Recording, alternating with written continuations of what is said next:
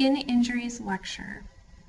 The objectives are to define and classify burns and how they estimate the extent of the burn injury, and then identify various types of skin injuries that are not considered burns.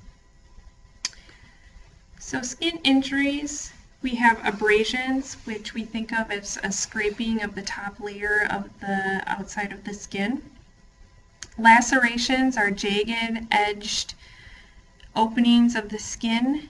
Avulsions are openings of the skins where maybe some muscle or tissue is hanging off of the limb. Incisions are clean cut openings, usually by a surgical instrument. Punctures are by like nails or staples, something that is punctured into the skin or through the skin. And then amputation is where there has been a disconnection of part of the fingers, toes, or a limb of some sort. Burns, the degree of the tissue burned is based on the intensity of the heat and the duration of the exposure. Burns are classified by depth of skin injury, and we have three classes, which are first degree, second degree, and third degree burns. Complications are fluid loss and potential infection. Burn treatments, it depends on the degree and the type, but treatments can consist of cool water, analgesics, antibiotics, surgical debridement, whirlpool treatments, and skin grafts. First degree burns are characterized by pain, skin redness, and swelling. Involves only the epidermis, heals within 1 week. An example of a first degree burn would be a sunburn.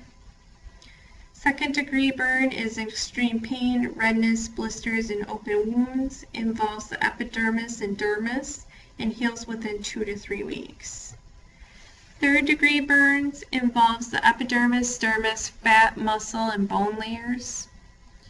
Is often charred in looks and has broken tissue layers. This can be extremely painful and shock can be present in these patients. The treatment usually is tissue grafting, and depending on the percent of the body surface area burned, directly correlates with the survival of these types of patients with third degree burns. The rule of nines, this is how we figure out how much body surface area the patient has burned.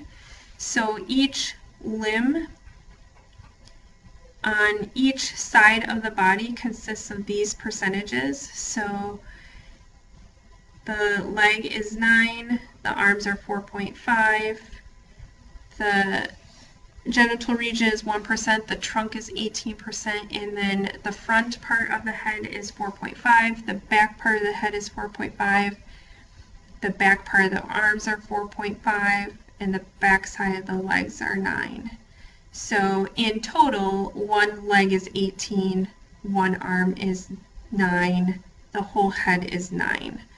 So a lot of the percentages are by nines. Cold injuries, frostbite, freezing of tissue, symptoms of white in color and painless until the thawing process starts to occur, then it becomes very painful. Treatment, warming with water. It's important not to rub the skin as it can tear the skin fairly easily. Decubitus ulcers, also called pressure sores or bed sores. The etiology is the bony areas of the body are spending prolonged amounts of time with pressure due to being in the same position. Increased pressure slows the blood flow, leading to tissue ischemia and necrosis. Prevention is frequent turning of patients, especially if they are lying for prolonged periods of time. Common places for patients with this are in hospitals or nursing homes. And then massaging the area to improve circulation. So there are different grades of decubitus ulcers. There's grade 1 where there's basic redness, maybe a little bit of bruising in the area, a little bit darker skin. as you can see. And these are the ones that we would try and rub and get more skin or blood flow back to the skin to help prevent further progression. Grade 2 is a partial thickness or skin loss involving the epidermis, dermis, or both. The ulcer is superficial and presents clinically as an abrasion or a blister of some sort. Grade 3 is full thickness of skin loss involving damage to or necrosis of the subcutaneous tissue that may extend down to but not through the underlying fascia. And then grade 4 is extensive destruction, tissue necrosis, damage to muscle, bone, and supporting structures, and with or without full thickness skin loss. And as you can see, the progression of the pressure ulcers within the skin layers on the right-hand side. Insect bites, mosquitoes, flies, bees, etc. can cause insect bites.